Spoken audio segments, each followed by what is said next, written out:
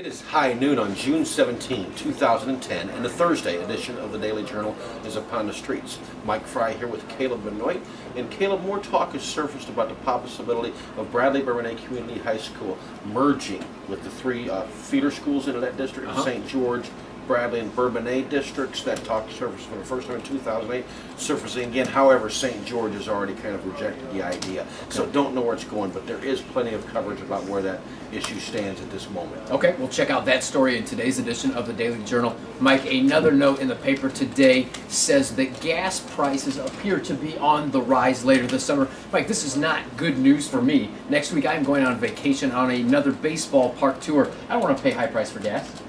Where are you going? Well, Mike, we are going south this time. St. Louis, the stadiums in Texas and Florida, Atlanta, Cincinnati. So kind of taking a tour, south. That sounds like a pretty neat trip. You want to come with us? No, somebody's got to stay here and work. Oh, you probably should. Okay, Yeah, well, maybe next time. Mike, you stay here and work, and we're going to check in with Tyler Yonke. He has the weather forecast. Tyler, take it away. Hey, this is Tyler Yonke with your Accuweather forecast for Thursday. Today we'll have a high of 87 and a low of 68, and it'll be mostly sunny and warm.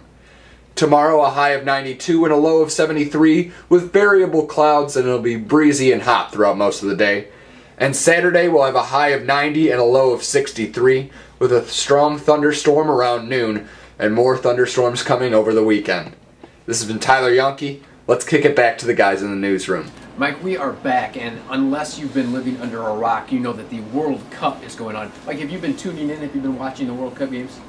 Not necessarily religiously, but it is on at my house often, so yes. Okay. And I do know that Switzerland upset Spain 1-0 yesterday, so I follow it to some extent. Okay. You don't follow it as much as the soccer players at Kankakee Community College. Mike, there are 8 players on KCC's team who are from Bolivia, and they are big soccer fans. Of course, they like Bolivia. Bolivia not in the World Cup this year, so they are rooting for Brazil, one of the top teams in the tournament. They're cheering neighbors, huh? Yeah. Interesting. I'm learning a little bit about soccer, and one of the things that was interesting I found out, you watch those matches and there's like this buzzing noise in the background. I thought there must have a bunch of beehives over there in Johannesburg, South Africa. Something like that. I couldn't figure it out, but somebody informed me there's these horns the fans blowing to give you that buzzing noise. So I don't know much more about soccer, but I do know where that buzzing noise comes Mike, from. I thought you were an expert. You were a soccer coach one year. Isn't that right? Oh, what a joke that was. I didn't know what was going on.